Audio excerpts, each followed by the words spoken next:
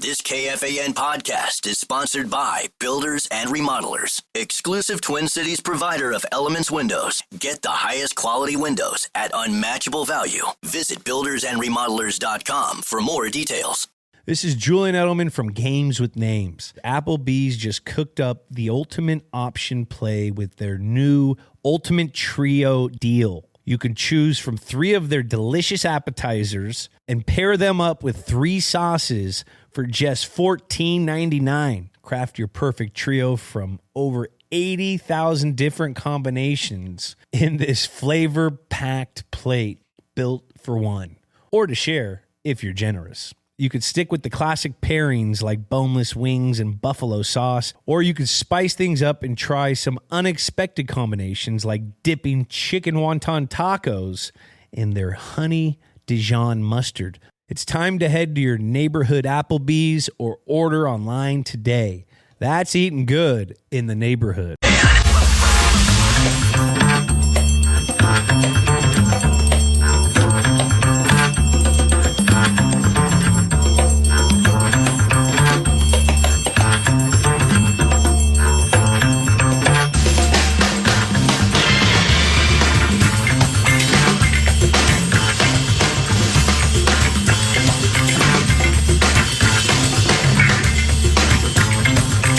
The dawn of a new era was born last night, and it's just getting started. JJ season is here to stay, so lock in your gear now and ride the wave for seasons to come. Secure your JJ season gear today. KFAN.com/store.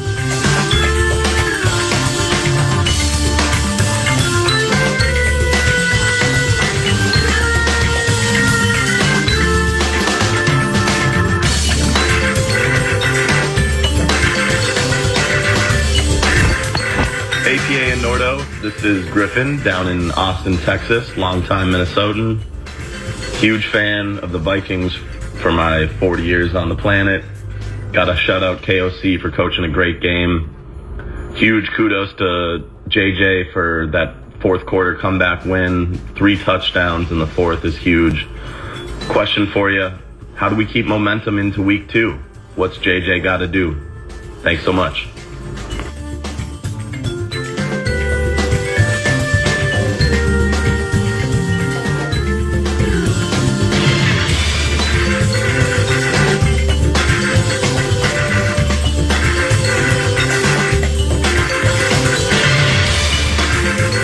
Patiently awaiting the arrival at Twin Cities Orthopedics Performance Center, the head coach, Kevin O'Connell, will get the chance to, PA is going to get the chance to sit down. I'm sure the head coach enjoys himself during those chats as well. But the nice access that the coach gives us on Tuesdays down at TCO in Eagan, and in this particular case, a little over 12 hours since the Vikings found their way to victory last night. And it's all part of X's and O's with the head coach himself, Kevin O'Connell. And I was just, it was sweet whispers in my ear tell me that the head coach is actually in studio with PA down in Eagan. So enough of me. Let's get to PA and the coach. Nordo, and you don't have the opportunity to be here, so say hello to Kevin O'Connell as we start X's and O's, because you guys are quite fond of each other. Oh, absolutely. Thanks for doing this, by the way. Again, not even half a day, really, after last night's victory at Soldier Field. I miss being down there, as clunky as it is being back in St. Louis Park. Just excited to get your thoughts and really appreciate the access that you give us on a weekly basis. Yeah, I miss you in here this morning, Nordo, but we'll make up for it next week. Appreciate you guys doing this, and glad to join you this morning. Likewise, for like Nordo said, for you stopping by after getting back. I think 3:35, 3:40 is when we got back last night, and you know the word complimentary is where I would like to begin because there was it's cliche for some. But cliches are generally cliches because they've stood the test of time. Yep. But from a complimentary football standpoint, how about the complimentary nature of the Vikings Entertainment Network? I mean, we have Curly Harris out there waiting for you with your football. Yep. Jesse and Paige set up a chair for Ekstrom right there. He might not have shown up this morning if we didn't get him a chair. Well, so right. That's good. But I mean, the complementary nature of everybody in collaborative fashion with this organization is shining right now. But what I mean about the football game is as the offense was trudging through some things, the defense, now, okay, hey, I mean, with all due respect, teams get to have full off seasons to plan things, go down on 10-play drives and score. I mean, they get to do that. What happens after? Well, it was pretty good, defensively speaking. So then now the offense starts going. The defense is still holding their offense at bay, and the kicker hits from 59, and the punt returner's going for 22. Yep. I mean, it personified complimentary football last night. Yeah, I think you don't win a game like that unless you have it. And, one of the things that you look at as a team is, we've now been together as a staff for a few years. And so that means a couple things. That means we're going up against, a year one staff on the other side. And no matter what the experience level we had previously, there was going to be some things that we had to work through and on really both sides. And I thought Flo and his staff did a phenomenal job after that first drive, just kind of hitting the reset button and locking in for a considerable amount of time to allow us to stay in the football game. I thought that end of half sequence was huge to, try to, because you're really up against it, right? If you start calling your timeouts too early, maybe you turn, it clearly seemed like with some of the play calls on the other side, they were willing to let that clock go down and not give us the opportunity. So we had to find that perfect kind of middle ground there. And it ended up being a 4th and short, but not too short that he would go for it, especially after all the time that had ticked off the clock. But for JJ to hit that throw to Jalen Naylor and for Will to come on and what we originally thought would be, about a 50, maybe 57 yarder, replay assist, moves that ball back. And just for the folks at home, I mean, that happens, you send your field goal team on. Oh, that was replay assist. Then replay assist moves that ball back. And then, you either have to hockey line change the offense back on and risk, some chaos at that point, or you just trust in Big Will to knock it through, and he hit it pure. It was awesome. And it's a career long for him, but it doesn't mean because kicking was bad around the league Sunday that it has to be bad on Monday.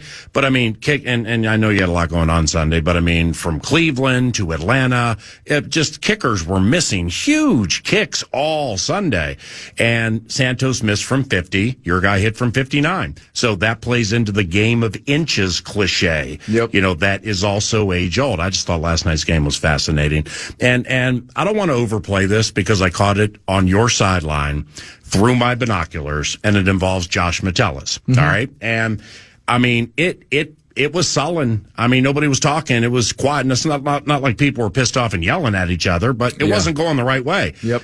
And then I got my binoculars on Metellus, and I don't know what he was saying, but he was jumping around, bouncing around to like players and groups. And then all of a sudden people started standing up. And so Metellus, I think, played an underrated role on the sideline of getting everybody fired up when it wasn't going well. Yeah, it was just about energy. They got that stop and he came off the field and just wanted to, he was basically saying everything's right there for us. We got to have that energy, and the only play that matters is the next one. And it was all positive. It was all what you expect out of somebody with his type of leadership traits. And quite honestly, PA are players, and those are the games. And I told the team afterwards, those are the games that, if you ever want to know why we attempt to do things the way we do throughout the off seasons, the way we build our team, the way we talk about the things that, can be cliche at times. Yeah. Yesterday was a perfect example of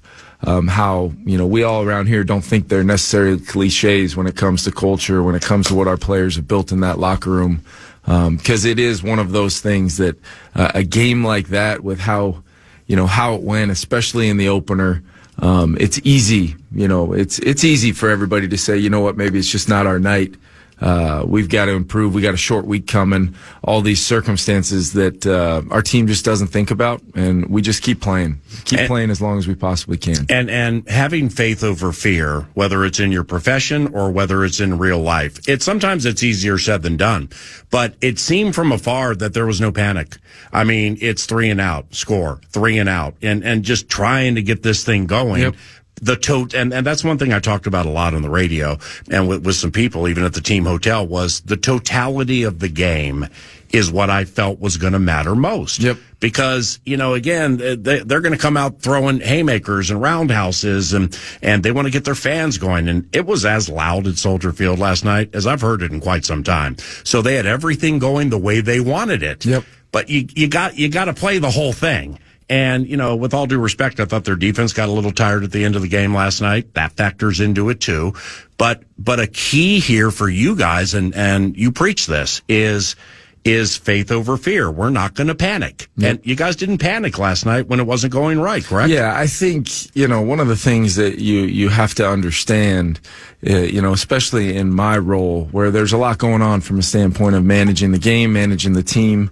But there's a guy out there playing quarterback that was in his first NFL start on the road. I actually made the mistake on the headsets right before the national anthem of saying, you know what, I don't think there's a ton of energy in here right now. We might be all right, guys. And then that national anthem, the flyover. Yeah. I think his name's Jim Cornelius or Cornelius. I mean, that was unbelievable. It was unbelievable. And clearly, I was not familiar with him, but clearly everybody else at Soldier Field was, because he brought it, and the energy was from there was electric, and it just didn't slow down at all. But there's just going to be times where, maybe in the past I would have, borderline, started to lose it or tried to use some tactics of motivation that are, maybe less than ideal from a positivity standpoint, and just to, persevere with that kind of, faith over fear kind of mindset. But with a young quarterback, everything has to stay, to him, it's got to stay equal. It's got to stay in a place where myself, Josh over there sitting with him, who did a phenomenal job, Josh McCown all game, and then our team. I've tried to prepare our team in a way, on an individual basis, talking to a lot of our leadership, talking to the team occasionally about it. Like, when you are doing this as an organization, it is our responsibility to make sure that we maintain what we want to be about. And it's for his betterment, but it's for our team's benefit. And just keep playing, just keep trying to find a way. And we've got a lot of faith in here we're eventually going to do that. Because it's not the first time something like that's happened. But for those circumstances, for JJ and all things considered, I was really proud of our team and especially JJ. We could chat nuance with JJ McCarthy, and kind of like what we talked about in that pregame about when, you work on something with a youngster and they finally get it. There's like a surrogate dad moment where it's kind of like, yes, well done. And there's just so many. I've never dealt with anything like this in all my years. It started with Dante Culpepper for me. Then we're into Gus Farratt and Kelly Holcomb and Cousins, of all these veterans. This is different, the way people talk about the 22-year-old. Aaron Jones being like, let me take you into the huddle. It's ugly. We're muddled. We can't get anything going. He's looking around saying, this is unbelievable we get to do this and be here right now. Little facets like that. And even the nuance on the keeper. Brisker comes on a blitz and totally bit on the cheese, and you head around the right side and get into the end zone. They sprinted. The jubilation to get down there and be with him, little things like that. You can just tell that they'll lay on swords for your quarterback. And isn't that important? Yeah. And it's all the credit in the world should go to JJ and his teammates. That relationship that's been built, and, many times around the league that those, the requirements sometimes are, you got to do those things first. We got to see it. And that's, probably the better part of the entire, football world. We need to see it before we believe it. We need to see it before where we understand big time plans and what the big picture is and all that. That to me is just not the way I've ever operated, and hopefully no team I ever coach will, because we've got to believe in that moment. It's all about the things that have transpired up until that point. It's all about the time that JJ put in this building. He's obviously had the off-season program, the training camp, a portion, and things weren't going well. So for our team to still trust in that moment, and then kind of that explosion of energy and emotion when he was, making some of those plays in the second half, that can be infectious for a while, I hope, because now we do have confirmation, even though we've all been believing that it would come and it would happen. We've got the confirmation now. So now what are we going to do with it? Are we going to build on it? Are we going to become the best version of a football team that we can become? Because that's the facts are the facts in the first half. We didn't play very well, and it was a lot of different things that maybe didn't necessarily involve J.J. McCarthy, while certain aspects of our offense stalled, which way too much of that was the case. And then we got a little bit more better, all 11 guys doing their job, and some simple things started to look like what we want to look like as an offense. And off that, I'm glad you said that, because during your press conference, you said many cool things, but there was one that fascinated me is when you were talking about the Bears after they had to scratch their two corners. So Kyler Gordon, he's late to the injury report over the weekend, which no team ever wants. So they scratch Gordon and they scratch Jalen Johnson. And so those two corners are down. And the unscouted way they then decided to play defensively. So what were they doing, and how did McCarthy and you guys push through? Yeah, I think first and foremost, you're playing against Dennis Allen. We've played him twice. We feel like going into the game, there's enough data of what with the time in New Orleans, he had some of the limited looks that you had from the preseason. You feel like there's going to be maybe some things you can really sculpt a game plan to try to play against. And there was some things early on, whether it was a third down disguise and kind of playing something new that they hadn't played before out of that look.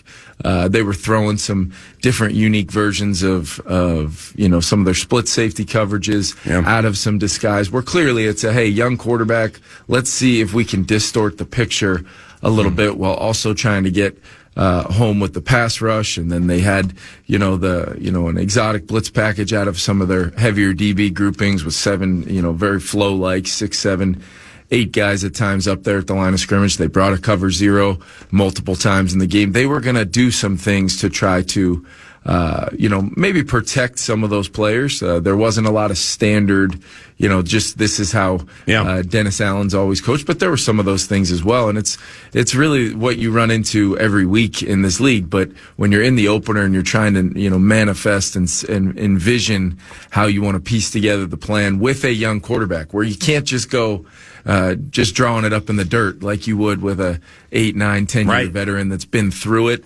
And that's where at times we've got to lean on our execution, the details. If we're, if it's a 3rd and 3 and the route's supposed to be at 5 yards, it's got to be at 5 yards.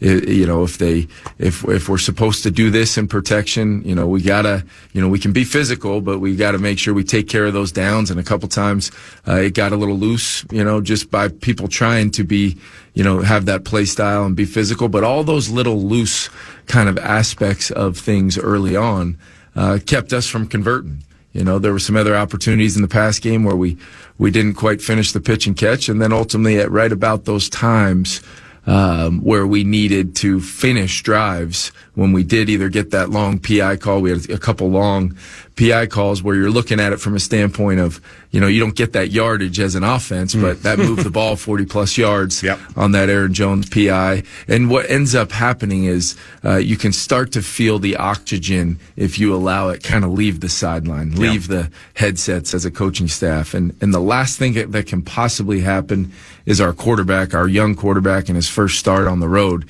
to feel that. So, just tried to eliminate that possibility from happening, persevere, and find a way. And I know Vikings fans were, it was not pretty.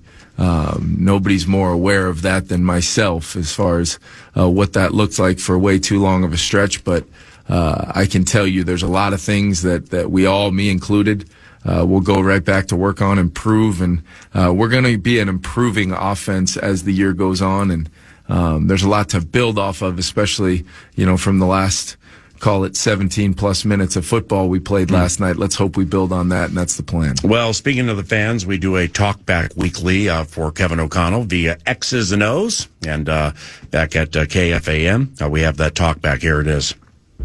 Hey, what's up? It's Blake from White Bear Lake here. Hey, Coach, got a quick question for you. I know J.J. McCarthy clutched on that fourth quarter. You love everything about that.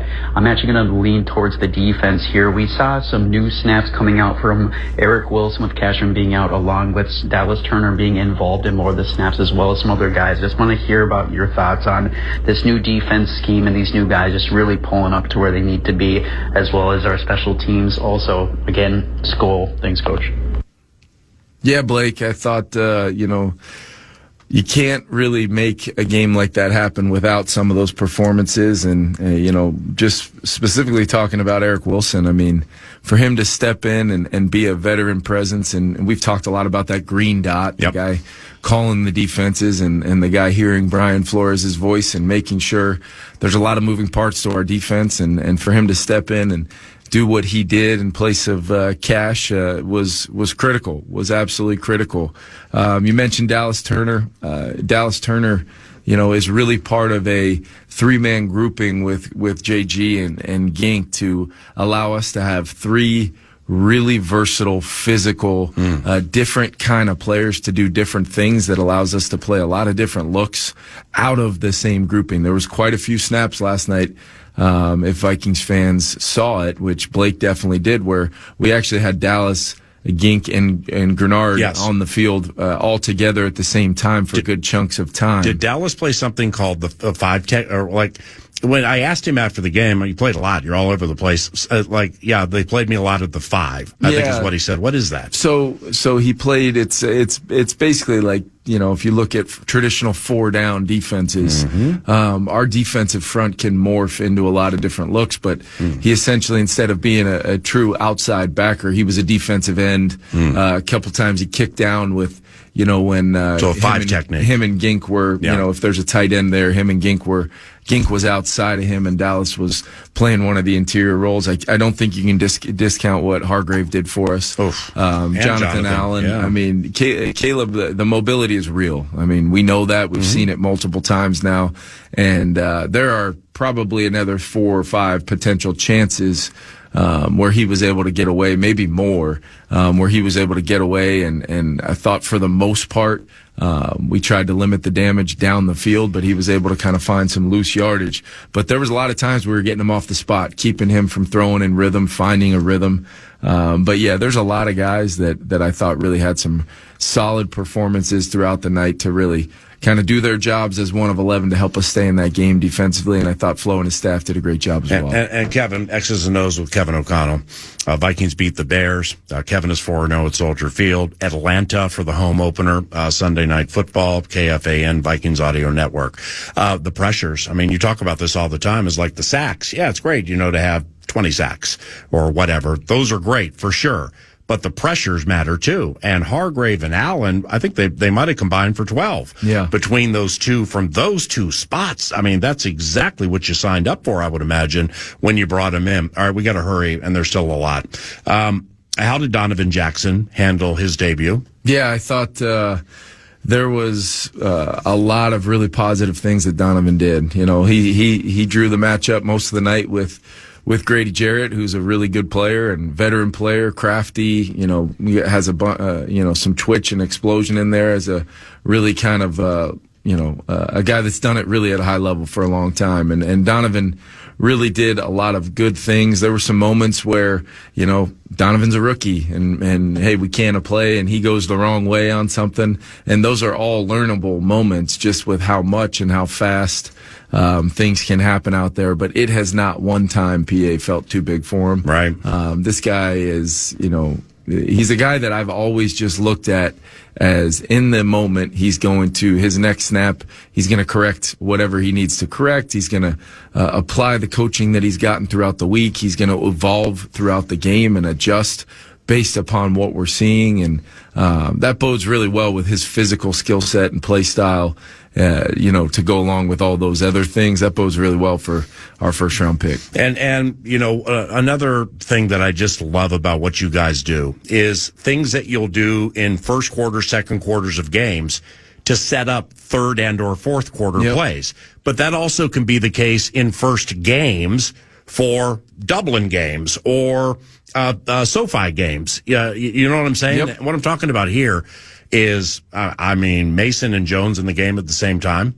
That has to be something off which you can build myriad ways, especially Aaron Jones in space. And I got a lot of respect for Tremaine Edmonds. He runs like the wind. He's tall and his arms go from Maui to Maine. But you found a way to get him where it's like, wow, I got to run a long way with this guy, and this guy's fast. Yeah. And I don't know if Mason was in the game on that play or not, but when those guys are together, you can build off that, right? Yeah, and I think it's the versatility of Aaron.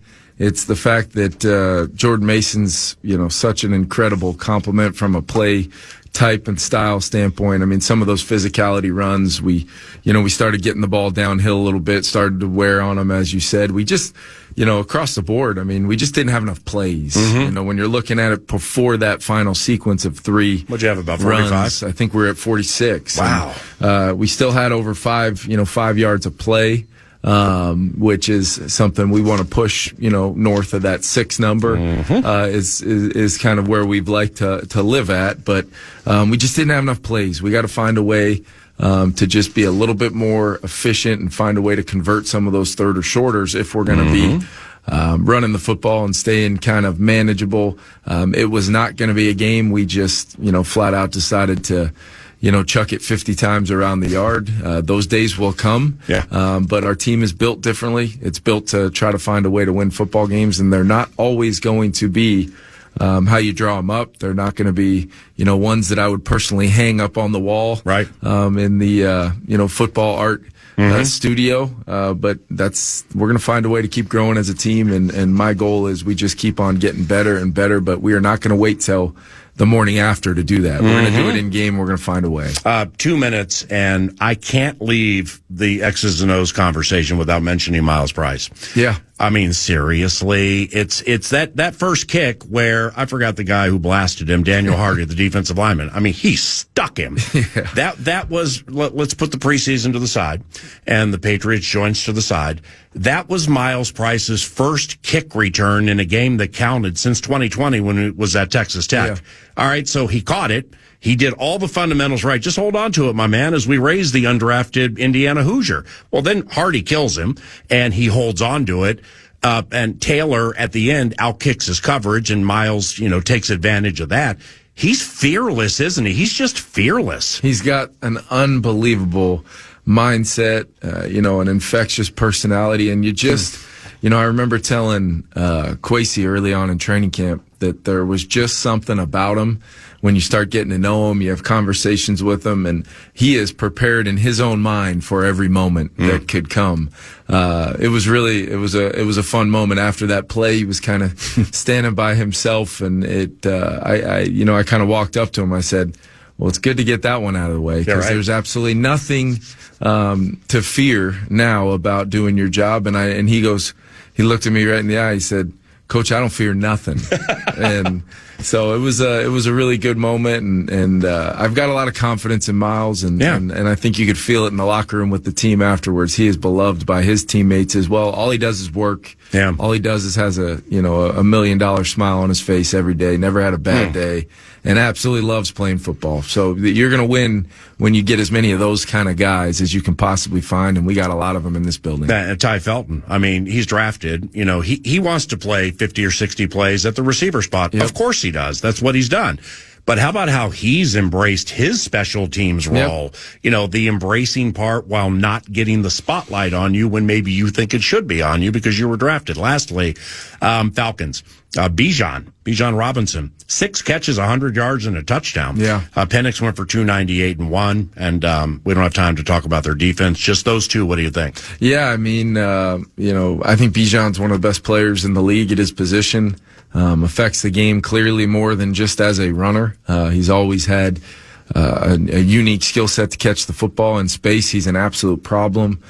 So we've got to really understand how they want to use him, how they want to apply him to both what they want to do throwing the football, but then they've always done a nice job clearly as a wide zone team and how they want to attack your edges with that kind of dynamic skill set. And I think Michael Penix has clearly demonstrated he can push the football downfield.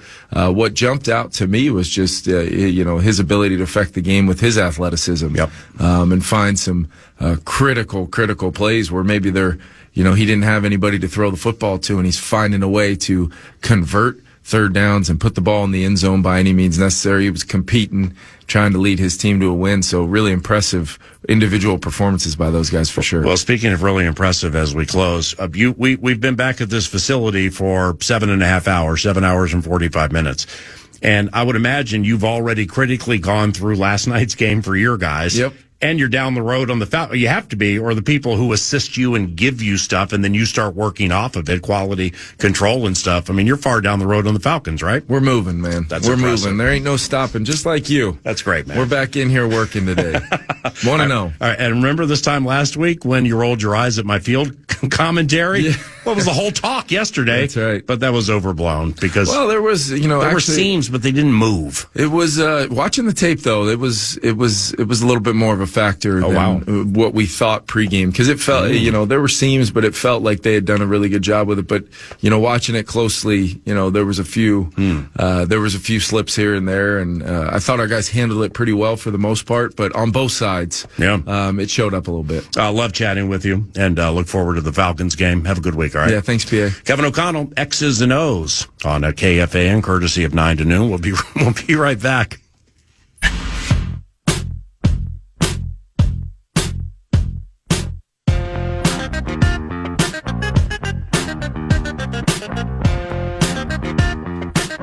North Metro, we're headed your way this Friday for the Friday Football Feast. You can join PA, Nordo, Alec Lewis at Buffalo Wild Wings, Coon Rapids this Friday. This will get you ready for the home opener against the Falcons. Doors open at 8. Tons of football talk and prizes. Get full details now, KFAN.com, keyword calendar. 9 to noon for multiple locations. We're all over the place here. I'm in St. Louis Park, 651 Carpets Plus Studios, PA down in TCO. Loved the interview you did with Coach. Loved the access and all of that. It was kind of interesting towards the end there. You were talking about it, kind of, he's already got to be down the road on the Falcons. They get back at 3:30, grab a cot, grab a nap, and then just get right back to it.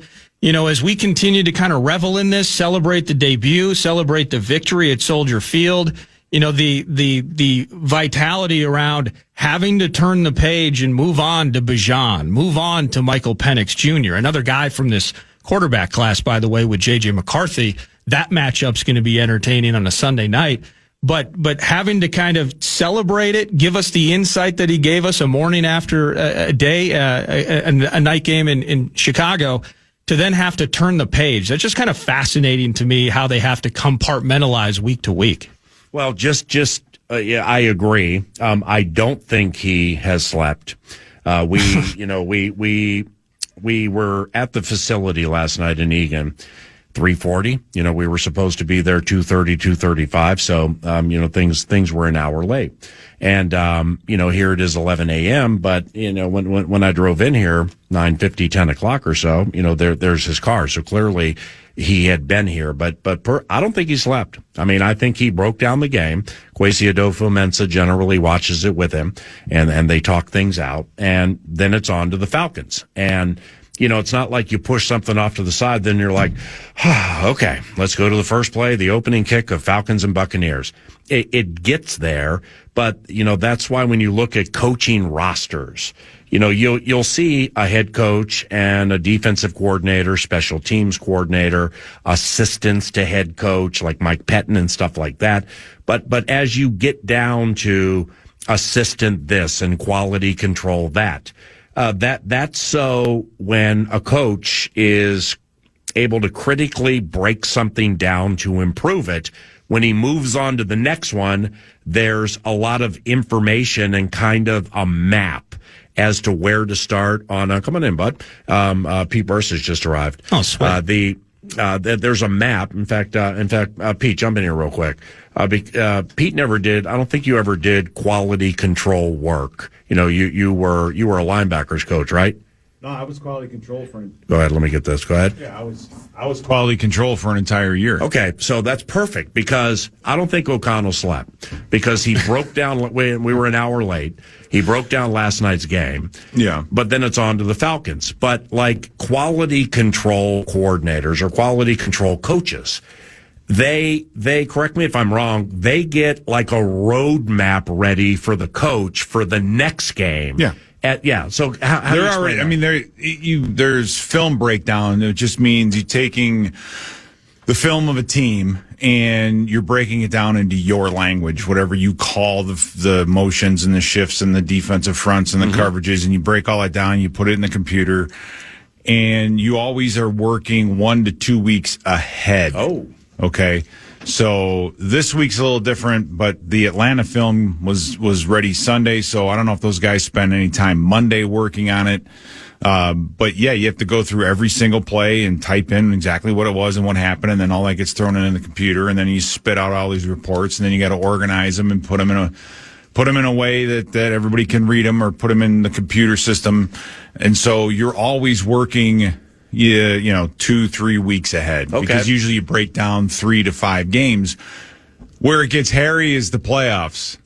Because if you're maybe a wild card team and you might be playing 2 or 3 different teams, you're breaking down 5 games from 3 different teams, and so it's a long week. Well, off that, Nordo, and I agree with him. He said it's fascinating how you put one thing to bed, and then even on short sleep, you're on to the next one. Yeah. And it is, and it requires 10 of 10 detail and 10 of 10, a 10 of 10 approach to it.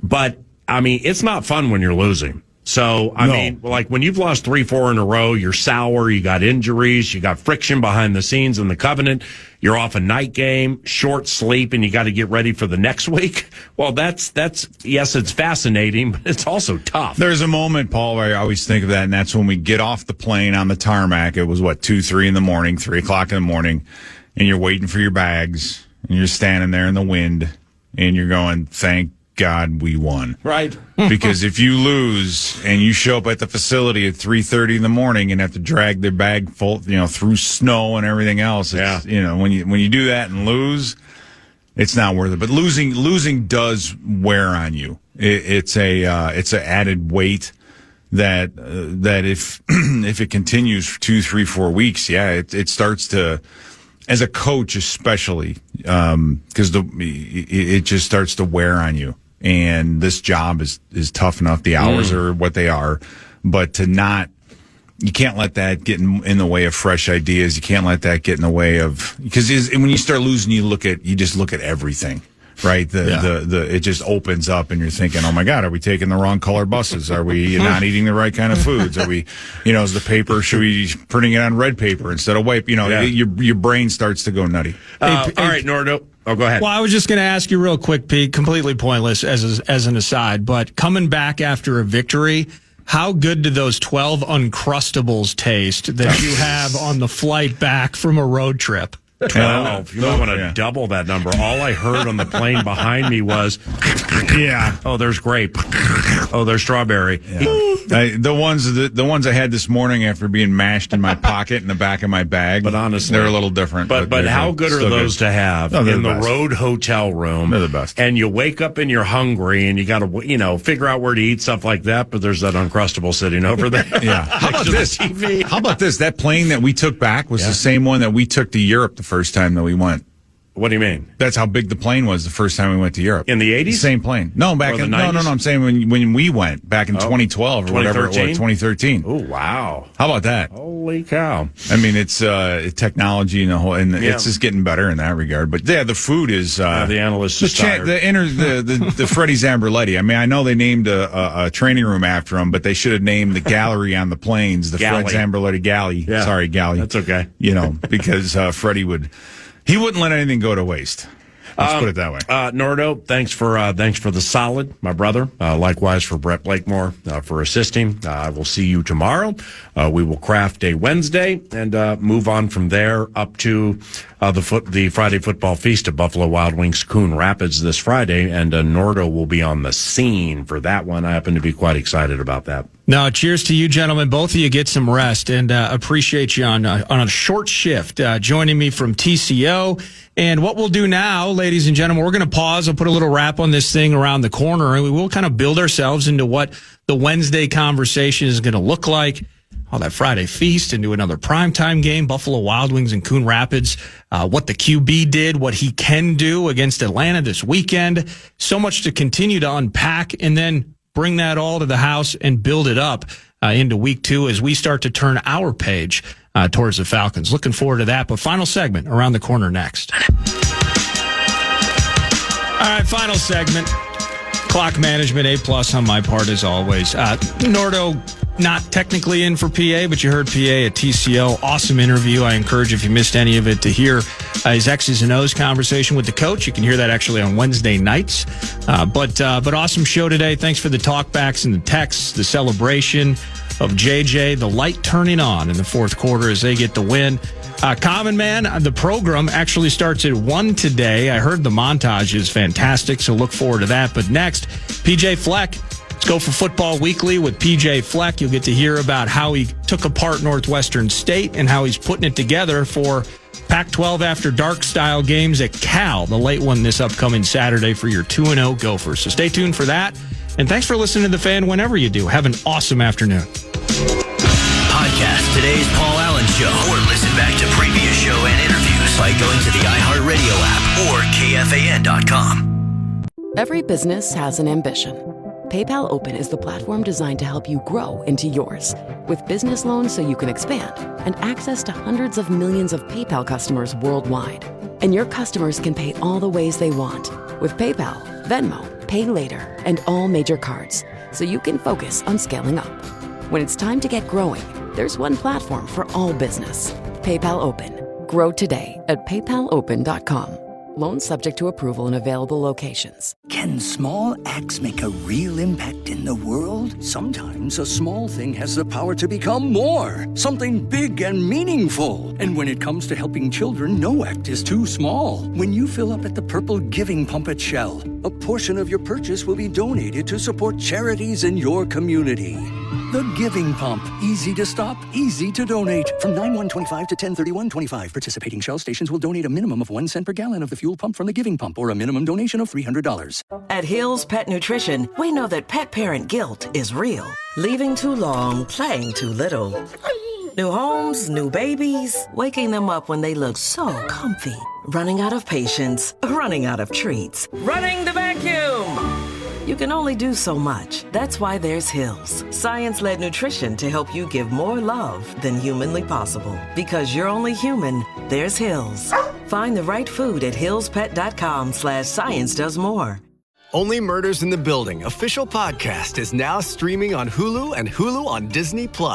Join host Michael Cyril Creighton behind the scenes to talk all things Arconia with Steve Martin, Martin Short, Selena Gomez, and more actors, writers, and crew from Season 5. Watch and listen to the new podcast series Only Murders in the Building official podcast, now streaming with new episodes Tuesdays. Listen wherever you get your podcasts. And don't miss Only Murders in the Building streaming on Hulu and Hulu on Disney Plus for bundle subscribers. Terms apply.